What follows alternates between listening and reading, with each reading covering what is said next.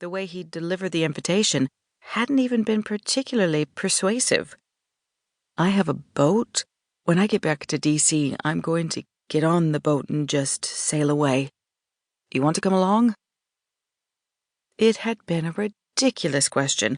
What kind of person would walk away from her life and sail off with someone she barely knows?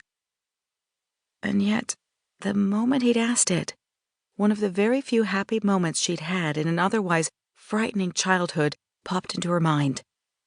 The night when a weary, distant foster mother had relented long enough to read a bedtime story to her. The owl and the pussycat went to sea in a beautiful pea-green boat. They sailed away for a year and a day to the land where the bong tree grows. To an unhappy child, the image of sailing away from her life had been magical. Maybe it still was. Maybe that was why she'd said yes to John. Sometimes, when the waters were gentle and the world was quiet, Grace let herself miss what she had left behind. Not Minneapolis in particular, but certainly her partners in Monkey Wrench.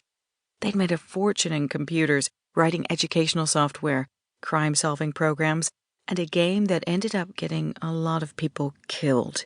But that work was salvation for Grace and the surviving 3 partners who were her family.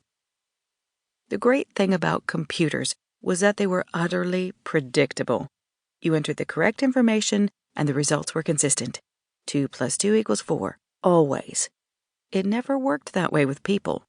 She missed the certainty of the work, but mostly she missed her partners. Fabulous fashionista Annie Belinsky, Harley Davidson, massive, bearded, tattooed, and lamb gentle, and rail-thin, tender-hearted Roadrunner, the living embodiment of the Scarecrow from The Wizard of Oz. Geniuses, all. She missed Magozzi, too, but she tried not to think of him too often. Tonight, the boat was a cradle, rocking, gently rocking, and the sailcloth overhead made a sound like sun-dried sheets billowing on a Midwestern clothesline.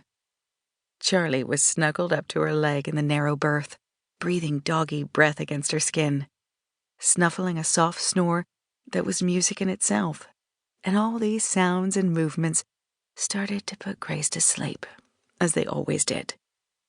And then she heard the noise that didn't belong. Grace bolted up in bed, her ears straining to the point of numbness. She could hear the gentle baffling of the sails and the rattle of fittings in the breeze, but she could also isolate soft, stealthy footsteps.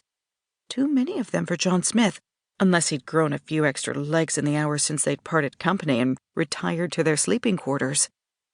She and John were no longer the only 2 occupants on this boat, and Charlie knew it too, because he rose from his sleep curlicue of canine joy, stuck his nose in the air, and let out a soft growl. Within an instant, Grace's quiet heart rediscovered the blazing sear of an adrenaline push she'd been so happy living without. Now it was business as usual, no thoughts in her mind, just instinct and the action of her body as she rose to a crouch and peered out the porthole. It was black out there, as black could only be when you were out at sea, and the scope of her vision was limited by the tiny window. But still, she could see there was something out of place in the shadows she'd come to know so well. Something that looked like a rope fastened to the railing with a makeshift knot no sailor worth his salt would ever tie. It hadn't ever been there before, and it shouldn't have been there now.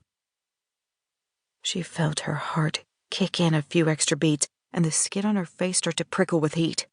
God damn it, for 3 months she'd been safe, unafraid, almost feeling like a normal person for the first time in her life, and oh God, she licked that up like a child tasting her very first popsicle. And now, in the space of a blink, it was all gone, taken away by whoever was up there, whether their intent was innocent or evil. Grace ducked back into her berth.